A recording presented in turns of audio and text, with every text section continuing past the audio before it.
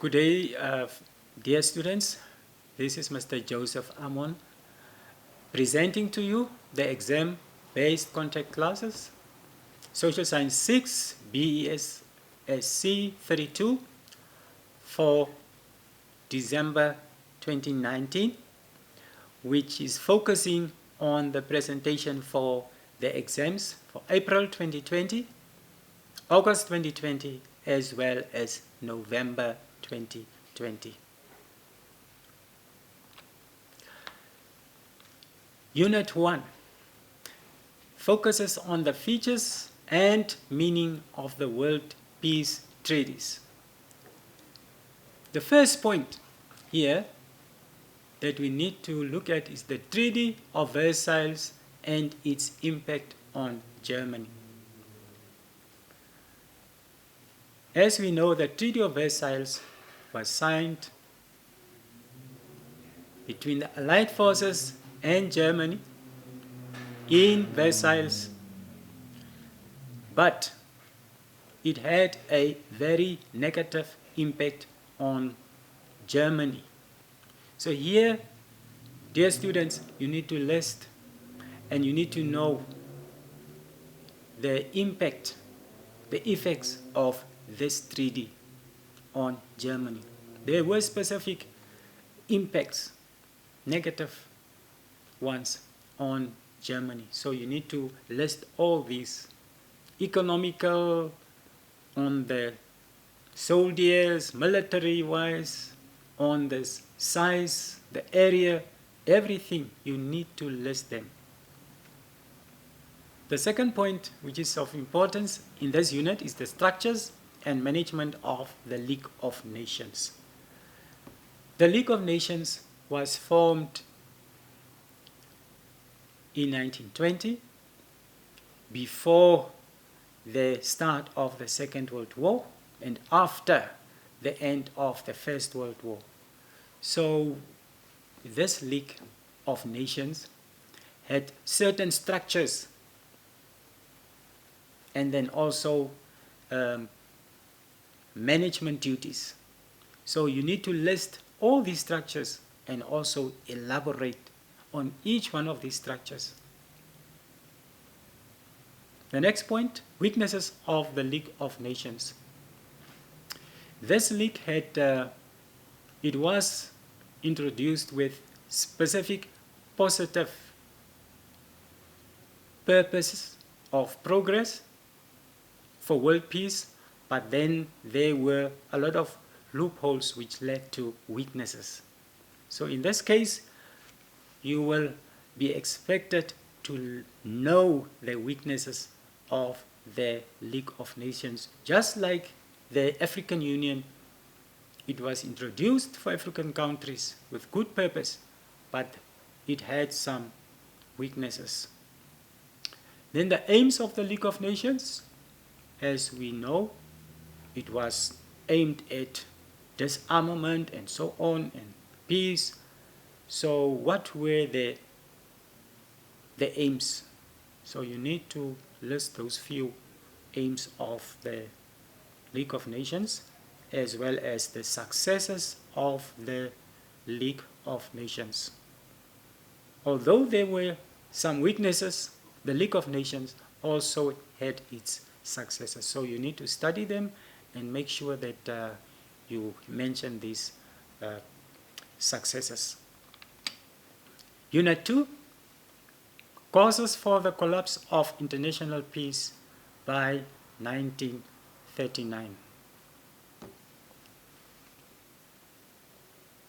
Unit 2 focuses on this part around 1939, where just before the Second World War, some countries were responsible for seeking peace, where other countries were again responsible for creating war. So the first point here is the return of the Tsar to Germany in 1935. The area of the Tsar was a very prospective, it was a very, very fertile area, and it was a very a rich mining area which was taken from Germany through the Treaty of Versailles. But then towards the end of 1935, the Saar was returned to Germany. So you need to go through the causes. What led to the return of the Saar to Germany? The developments here. The next point, the Munich Agreement. Very important, Munich Agreement was signed as a peace agreement between Adolf Hitler, Germany, and the other Allied forces. And it had certain conditions and agreements. So please read through the Munich Agreement. It's very important. What were these agreements and why was it not, why did Hitler not adhere to these agreements? Next point, the main features of the policy of appeasement. First of all, you should know what the policy of appeasement was all about. It was a policy to keep the peace, especially developed by France and Britain. They were the masters of the policy of appeasement. So what were the main features of the policy of appeasement? Why were they so interested in keeping the peace? And why didn't they stand up and fight Germany when Germany was starting to take over some areas in the beginning? The next point, the Polish crisis and the start of World War II. Students need to read thoroughly through the developments here, just up to before and up to the World War II, the Polish crisis. How did it happen that Poland was invaded by Germany? And why did Britain and France, at all first, they were not interested in standing up and fighting, but at a later stage, when Poland was invaded, they stood up. So you need to read about the events and the developments around the Polish crisis. Unit 3 is about the origins and relationships during the Cold War. First point, the Cold War and causes of the Cold War. You need to know what the Cold War is about or was about, the definition. Secondly, the causes of the Cold War, 1945. Of course, we know that it was a war between USA and Russia, not a physical war, but a mental war, a war of fear, and so on. So here you need to list and you need to mention the causes of the Cold War during 1945 and onwards. The next point, the relationship between Cuba and US. The relationship between Cuba and the United States of America also added to the Cold War in the sense that the US also wanted to add Cuba on their side, but then Cuba also decided that they are going to join the communist community, thereby adding towards the Cold War. So you need to know the developments around the Cuba and US relationships. The next point is the building of the Berlin Wall in 1961 is also of importance. ensure that you read why was the Berlin Wall built, who was in charge, who was instructing the building of the Berlin Wall in 1961, between which two areas was it built, what was the aim of the building of the Berlin Wall in 1961. Then NATO and the Warsaw Pact. Also one important point here, NATO and the Warsaw Pact. These were all alignments and agreements that were signed as peacekeeping organizations in the world. Read the similarities as well as the differences between the NATO and Warsaw Pact. You need to list and know the similarities as well as the differences between these two pacts. The Berlin Crisis of 1961. The Berlin Crisis was also spearheaded by the building of the Berlin Wall. So you need to link these two, and you need to read them as a unit. Make sure you study them as one unit. Unit 4, the structure and operations of the United Nations Organization. First part, failures of the UN organization. Failures of the United Nations Organization, very important. All the world organizations, or most of them, had successes as well as failures, so you need to study the failures of the UN organization as well as the successes of it. Also, you need to know the bodies of the UN and their main functions. This World Peace Organization had various bodies, and each one of these bodies also are having their functions. You need to list them. The last part under Unit 4 is the Korean War from 1950 until 1953. This is a war where the USA was involved in over a period of about 3 years. You need to study the development of events since North Korea invaded South Korea. So you need to start from there. That is your starting point. All the developments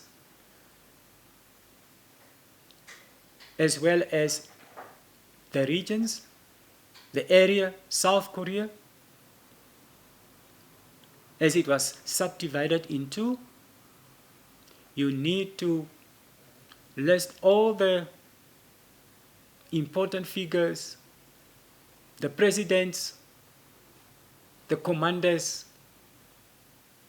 that were involved during this war. So this is a very important part of history, so make sure you read it up thoroughly. Unit 5 is about Namibian history, 1884 until 1990. First part, apartheid and its impact on Namibia. Apartheid was introduced through apartheid laws in Namibia as well as in South Africa. So here you need to know the impact of apartheid on Namibia through its laws, listing all the laws. You need to know the laws here that brought apartheid in Namibia and all the effects of it. The second part, period of German occupation of Namibia between 1883 and 1914. Here, students, you need to focus on all the Namibian leaders that were involved during this period and their actions, how they fought the colonial authorities, as well as all the foreign leaders that were involved from time to time in buying of Namibian land and then confiscating Namibian cattle, fighting Namibian communities. You need to list all the Namibian leaders during this period until 1914, just before the South African authorities stepped onto Namibian soil. Next point, the impact of colonial rule on the Namibian people. The impact of colonial rule can be seen in two ways. There is a negative impact that you need to list and name them, negative impact on Namibian people, and then you need to look at the positive impact. Then you need to make a conclusion in the end. The next point, reasons why land was taken and people were forced into reserves. So this is a general part coming out of the apartheid system. Why was land taken from Namibians? Why were they forced into reserves? These were just some of the aims of apartheid regime. So you need to look into this for the exam. The next part, Namibia as a mandated territory. As we know, Namibia was given as a small country, mandated territory, a territory to be prepared for independence to South Africa by the British authorities, to be prepared for independence. But South Africa did not prepare Namibia for independence. They had their own plans. So you need to look into these developments and write it and read it up. Make sure you know what were the aims of South Africa. Unit 6 is about political developments in Southern Africa and South Africa. Here we look at the introduction of apartheid laws, especially in Southern Africa. The first point here, apartheid in South Africa and how they affected the people. Here we should study apartheid in South Africa and how it affected the people of South Africa, positively or negatively. And in this case, if it's negatively, you need to provide the reasons. Obviously, the negative reasons will be more. Then the next point, you should study events in Sharpeville in 1960. During this period of time, in a place called Sharpeville in South Africa, on the eastern side of SA, people got frustrated, people got angry, and they met at a place called Sharpeville, where things happened just as at the old location of Namibia, where many people were shot and killed, others were injured, and so on. So please make sure that you study the developments around the Sharpeville inquest. The next point, the role of Nelson Mandela in opposing apartheid up to 1964. Here, students, you need to describe as from the beginning where Nelson Mandela started the ANC Youth League. You need to read up till the developments in 1964, around the time when he was seriously involved in activities against apartheid and until the time when he was arrested and put in jail. So the role of Nelson Mandela, very important for the exam. The next point, importance of copper in the colonization of Zambia. In Southern Africa, Zambia had something that brought colonialism to Africa and to the country itself. Copper played a very important role in the colonization of Zambia. Copper was developed, discovered in many parts of Zambia, and as a result, colonialism also increased in this area through the British colonialists. So the importance of copper played a major role in the settlement of white people in Zambia. Please look into it, read it up, look at all the areas where copper was found and developed. Look at the leaders from Britain, list them, and describe their roles in the colonization of Zambia. Kaunda's role in the struggle to gain independence for Zambia is the next point. Kenneth Kaunda played a very important role in the struggle for independence in Zambia. So here also once again, starting with the role that Kenneth Kaunda played as a youth in the politics of Zambia. Please read it up until Zambia gained independence for Zambia.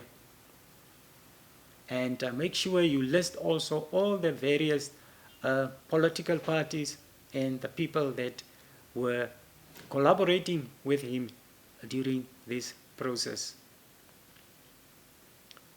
The next point is the nationalist organizations in Botswana. Botswana is a country in Southern Africa, also had various nationalist organizations that were fighting for independence for Botswana from the British authorities. So here you need to know all the various organizations, nationalist organizations, political parties that were involved in the fight for independence and freedom in Botswana. The next point, the role of Sarah Tekama in gaining independence for Botswana. Sarah Tekama played a major role in gaining independence for Botswana. He supported the various nationalist organizations since the beginning, and he started as a young boy to take part in politics, and he started forming various youth organizations in Botswana. So you need to read thoroughly the role of Sarah Tekama in gaining independence for Botswana and from the British colonial authorities. And the next part also links up with the previous one, Botswana and its independence. Students, it's important that you go through, you study how Botswana gained independence. And hopefully you will also know that it was very peaceful. Botswana had its independence way in the 60s, but they had no war. There were no wars, no major wars, but they had their peace and they had the independence. So please read through the independence of Botswana. Unit 7, the Weimar Republic and Nazi Party. The first point here, the main feature of the Weimar Republic in 1990. The Weimar Republic was named and formed in 1990, named after the parliament of the German people. So here you need to focus on the main features of the Weimar Republic. They are not a lot, but they are very important. Main features of the Weimar Republic. What were their aims? You need to know it. The second part, the Enabling Act of 1933 and the beginning of the Third Reich. The Enabling Act of 1933 was very important in the beginning of the Third Reich. It helped Adolf Hitler a lot. The Enabling Act overruled sort of the constitution of the Republic of Germany, the Weimar Republic. It was more powerful, and through this Adolf Hitler gained popularity and later became a very important feature in the politics of Germany. How did the Enabling Act help Hitler? Please make sure that you read through that part. The next part is the Hitler's foreign policy and the Second World War of 1939. Very important here, once more again, Hitler had his own foreign policy that led to the start of the Second World War of 1939. Through the Treaty of Versailles, Germany lost a lot, but Adolf Hitler had his own foreign policy, policies through which he went and took pieces of land from other countries.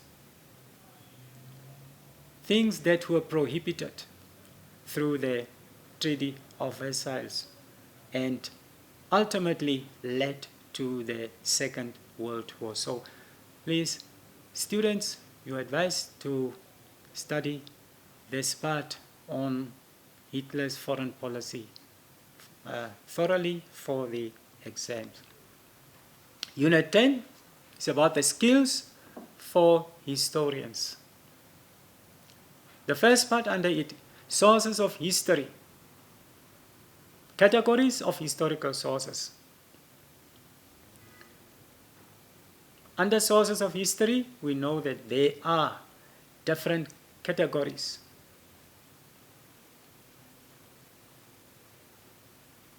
Please study these categories under the sources of history. It's very important, together with the types of sources. There are various types of sources of history. So here students are advised to know the different types of sources of history. Also, it's very important. Here in the previous part we mentioned categories of historical sources. So we know that there are two main categories of historical sources. You should be able to know them for the exam. Please make sure that you study that. Thank you very much, and that is the end of our presentation for BES 32.